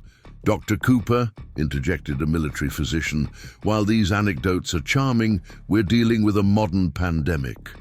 We need scientific approaches, not frontier medicine." Thomas closed the journal calmly. "With respect, Doctor, the principles my mother documented aren't antiquated, they're timeless. She understood that medicine isn't just about treating disease, it's about treating people. and people exist within cultures that shape how they understand illness, how they respond to treatment, how they implement prevention. He proceeded to outline the Cooper Valley Protocols, approaches that combined rigorous medical practice with cultural sensitivity, that incorporated indigenous knowledge while maintaining scientific standards, that emphasized community involvement rather than imposed solutions. The influenza doesn't care about cultural differences, he concluded, but people do. If we want to save lives, we need to acknowledge that reality, not fight against it. The discussion that followed was heated at times, with some committee members dismissing his ideas as impractical for large-scale implementation. Others, however, particularly those who had worked directly with reservation communities, recognized the wisdom in what he proposed. By evening, a compromise was reached. Thomas would develop a model program at one reservation hospital, with the understanding that its methods could be adapted elsewhere if successful. He was assigned to the Pine Ridge Reservation in South Dakota, where influenza had already claimed dozens of lives and threatened hundreds more. Before departing for Pine Ridge, Thomas sent telegrams to Cooper Valley, one to the hospital with updates on the situation, another to his sister with personal news, and a third to Elena Whitehorse, with specific requests for supplies and documentation that might prove useful. The train journey to South Dakota gave him time to review his mother's journals more thoroughly, extracting the principles that had guided her work. He made notes, adapting her approaches to the current crisis, considering how the specific cultural context of the Lakota people might differ from his experience with the Comanche. Pine Ridge Reservation Hospital proved to be severely understaffed and overwhelmed. The small medical facility, designed to serve basic needs, now struggled with dozens of influenza patients. Doctors and nurses worked around the clock, many falling ill themselves.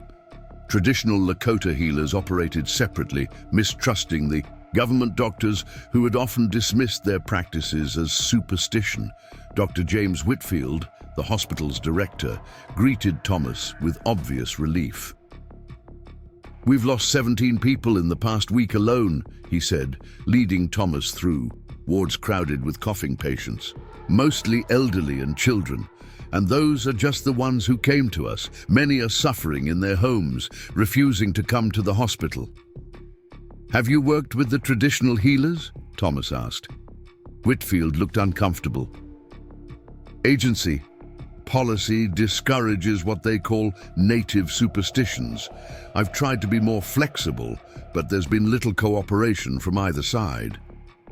"That's the first thing we need to change," Thomas said firmly. That evening, after acquainting himself with the hospital's resources and patients, Thomas requested a meeting with the reservation's traditional healers. The request, unprecedented from a government doctor, was met with suspicion. Only one healer agreed to come, an elderly woman named Makes Medicine, known for her knowledge of herbal remedies. Their meeting took place on neutral ground, a small church at the edge of the agency compound. Thomas began by explaining his background, his mother's work with the Comanche, and his respect for indigenous healing traditions. Makes Medicine listened quietly, her weathered face revealing nothing. When he finished, she spoke directly. "Many white doctors have come. They tell us our ways are wrong. They take our sick to die alone in their building. Why are you different?" Thomas reached into his pocket and withdrew the healing stone Old Bear had given him. "My mother received this from a Comanche medicine man when she earned his trust. I carry it to remember that healing comes in many forms, and wisdom doesn't belong to one people alone." Makes Medicine studied the stone, then looked at Thomas with new interest. "What do you propose?" "Partnership," he replied. "Your knowledge of the people, their beliefs and needs, combined with what medicine I can offer. Not one replacing the other, but working together." She considered this. "The sickness comes like a bad wind. It takes the strongest as well as the weakest. Our remedies ease the breathing but cannot stop the fever.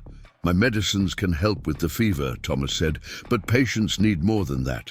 They need care that respects their spirits as well as their bodies." By the end of their conversation, a tentative agreement was reached. Make's Medicine would bring 2 other healers to meet with Thomas the following day to develop a comprehensive approach to the influenza outbreak. The plan that emerged from these discussions represented a true integration of approaches. Traditional sweat lodges were modified to avoid the dangerous overheating of influenza patients, while still providing spiritual comfort. Hospital wards were rearranged to allow family members to remain with patients, maintaining important cultural connections during illness. Herbal remedies that eased respiratory symptoms were incorporated alongside standard medical treatments.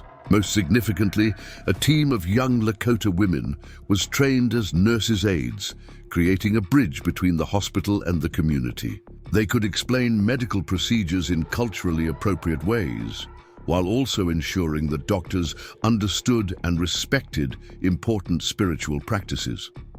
The results were not immediate, but within 2 weeks, a noticeable shift occurred.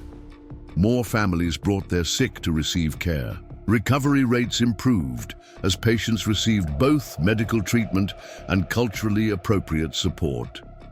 The division between Western and Lakota medicine began to dissolve, replaced by a collaborative approach focused on saving lives. Thomas documented everything, sending regular reports to Washington detailing the methods used and results achieved. He was careful to give credit to Make's Medicine and the other healers, emphasizing that success came from genuine partnership rather than imposed solutions. As word spread of the Pine Ridge approach, requests came from other reservations facing similar challenges. Thomas developed training materials based on his mother's journals and his current experience, adapting the core principles to different tribal contexts. By December 1918, the model had been implemented at 8 reservation hospitals across the Midwest, each showing significant improvement in community response and patient outcomes. The Spanish influenza continued its deadly march across America, but in these communities, its impact was somewhat mitigated by the cooperative approach to healthcare. On a cold winter evening, Thomas sat in his temporary office at Pine Ridge, writing in his own journal.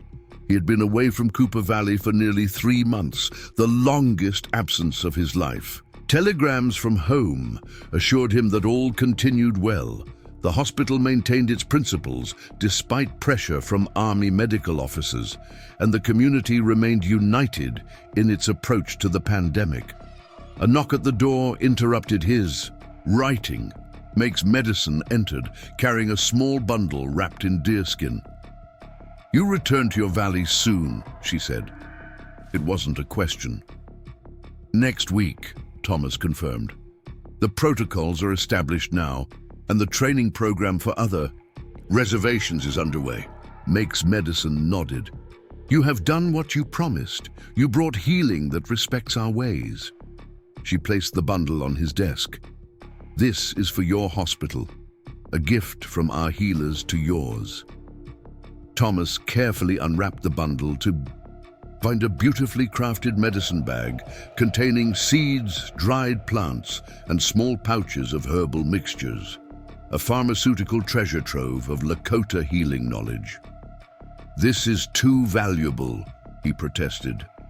"These are your sacred medicines. Knowledge grows when shared," Make's Medicine replied. "Like the stone you carry, it travels between peoples. This is what your mother understood." Thomas was deeply moved. "I will ensure it's used with respect." "There is one condition," the healer added. "When the next generation comes to learn healing, send some to us. Let them learn from both worlds as you have." "I promise," Thomas said solemnly. The following week, as he prepared to board the train that would begin his journey home, Thomas received a final telegram from Washington. The Public Health Service had officially adopted modified versions of the Cooper Valley protocols for use in diverse communities nationwide, What had begun as a local experiment in a Colorado valley half a century earlier had evolved into a framework for addressing one of the nation's greatest health crises. As the train pulled away from the Pine Ridge station, Thomas thought about the legacy his mother had created, not through grand declarations or revolutionary theories, but through the simple, radical act of treating every patient with respect, of recognizing that healing must speak the language of those it seeks to serve. The Spanish influenza would eventually claim over 675,000 American lives, one of the deadliest pandemics in human history. But in communities where Mary Thompson Cooper's approach had taken root, both through her son's work and through the institution, she had founded something important had been preserved alongside lives, the understanding that true healing crosses borders of all kinds. When Thomas Cooper finally returned to the valley that bore his family's name, he stood for a long moment on the same ridgeline where 60 Comanche warriors had once lined up to protect his mother. The view had changed. The town larger, the hospital complex expanded, the original homesteads transformed into modern farms, but the spirit of the place remained. He thought of his mother, a young widow who had arrived unwanted and alone, whose determination to heal without prejudice had transformed not just a valley, but now, through ripples spreading outward across time and space, communities far beyond these mountains. "The borders still exist," he said quietly to her memory, "but you taught us how to cross them." And in that moment, he could almost imagine he saw her standing there beside him. Mary Thompson Cooper, the frontier nurse who had refused to accept rejection, who had found in the wilderness not isolation but connection, whose legacy continued to heal wounds both physical and social long after she herself had passed into history. The wind picked up, carrying the scent of pine and sage across the valley. Thomas Cooper turned toward home, carrying with him not just medicines and protocols, but the living embodiment of a healing tradition that recognized no boundaries other than those between suffering and relief, between division and understanding, between fear and hope. In his pocket, the healing stone from Old Bear rested alongside the small medicine pouch Make's medicine had pressed into his hand at their final parting. Tangible reminders that the work of building bridges between worlds never truly ends. It continues through all who understand, as Mary Thompson Cooper had, that the most powerful medicine of all might be the simple recognition of our shared humanity. Dr. Sarah Thompson adjusted her glasses as she studied the faded photograph hanging in the hospital's Heritage Hall. The black and white image showed a woman standing on a cabin porch, medical bag in hand, surrounded by a diverse group of patients, settlers in worn clothing, a Comanche mother with her child, miners with dust-lined faces. The simple, wooden sign above the door read, "Cooper Valley Clinic, all welcome." "That's her, isn't it?" asked Dr. Miguel Redhorse, the hospital's chief of medicine, joining her at the display. "Your great-great-grandmother," Sarah nodded. "Mary Thompson Cooper. Hard to believe it's been over 150 years since she first arrived here." "Yet here we are," Miguel replied, gesturing to the modern medical center around them, still practicing medicine on principles she established.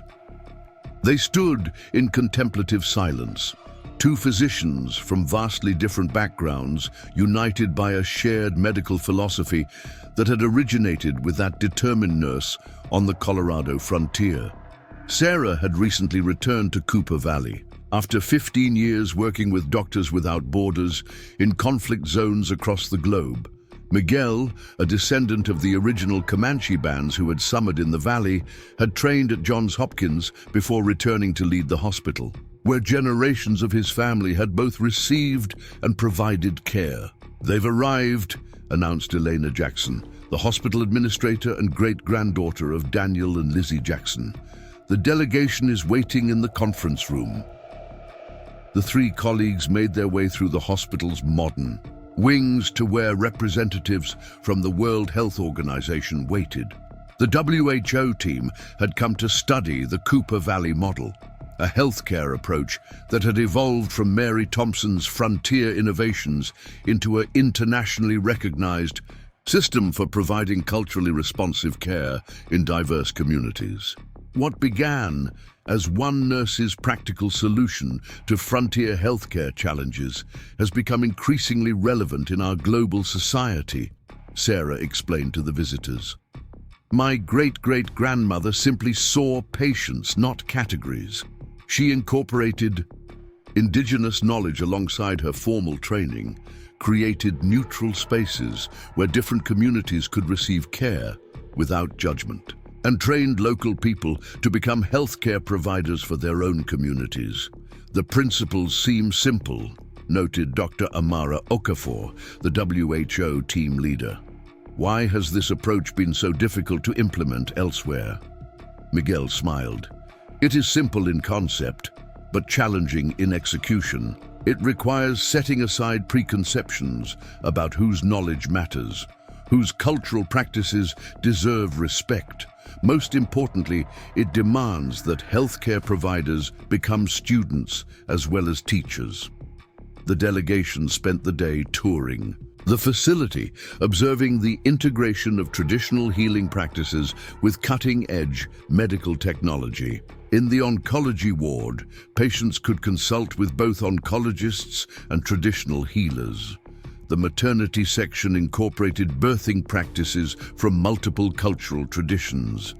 The pharmacy dispensed both pharmaceutical medications and herbal remedies prepared according to indigenous formulations. Most impressive to the visitors was the hospital's training program, where medical students learned from both academic physicians and traditional healers, creating a new generation of providers fluent in multiple healing traditions.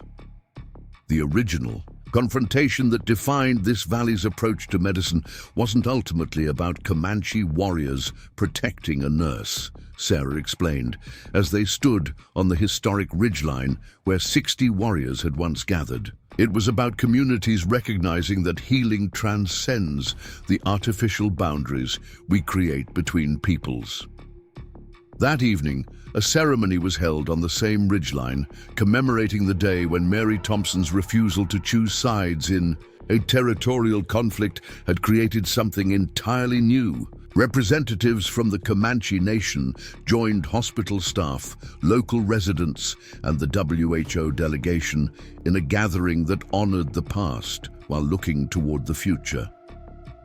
As the sun set over the valley, casting long shadows across the landscape, where frontier nurse and warriors had once stood in unlikely alliance, Sarah found herself thinking about borders, those physical boundaries that separate communities, and the less visible ones that divide knowledge systems, cultural understandings, and approaches to healing. Her great-great-grandmother had not set out to create a revolutionary healthcare model.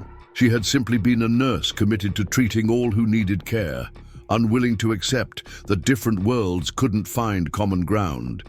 Yet in that commitment, she had established a legacy that continued to save lives and build bridges. More than a century and a half later, in a world still struggling with divisions of all kinds, the story of the frontier nurse and the 60 warriors who lined the hills around her cabin remained profoundly relevant. A reminder that when we face our most vulnerable moments, the boundaries we create between us matter far less than our shared humanity. As the memorial fire blazed against the darkening sky, Sarah thought she could almost see them there. Mary Thompson Cooper standing on her cabin porch, William Cooper beside her, the Comanche sentinels watching from these very hills, all of them united not by sameness, but by a recognition of each other's value and dignity. The legacy they had created wasn't perfect. Cooper Valley had faced its challenges over the generations, as all communities do. The hospital had weathered political pressures, funding crises, and changing healthcare landscapes. But through it all, the core principles had endured. that healing must respect the whole person, that knowledge comes in many forms, that borders can become meeting places rather than barriers. Your ancestor created something remarkable here, Dr. Okafor said, joining Sarah at the edge of the gathering. Something the world needs now more than ever. Sarah nodded. She would say she simply did what nurses do, care for whoever needs healing, however they need to receive it. Sometimes the simplest acts create the most profound changes, the WHO director replied. As the ceremony concluded and people began to disperse, Sarah remained on the ridgeline, watching the lights of the hospital glowing in the valley below. Tomorrow, the delegation would return to Geneva, carrying with them the Cooper Valley model to health systems facing challenges. Around the globe, the story would continue to spread, adapting to new contexts while maintaining its essential truth. And here in this valley, where it had all begun with one woman's refusal to accept rejection, the work would go on as it had for generations, crossing borders, building bridges, and healing not just bodies, but the divisions between communities. Mary Thompson Cooper never set out to be a legend. She had simply been a nurse who understood that true healing knows no boundaries. But in that understanding, she had created a legacy that continued to light the way forward long after she was gone. A legacy carried forward by all who believe, as she did, that the borders that seem to divide us can become the very places where we find our common humanity. Up next, you've got two more standout stories right on your screen. If this one hit the mark, you won't want to pass these up. Just click and check them out.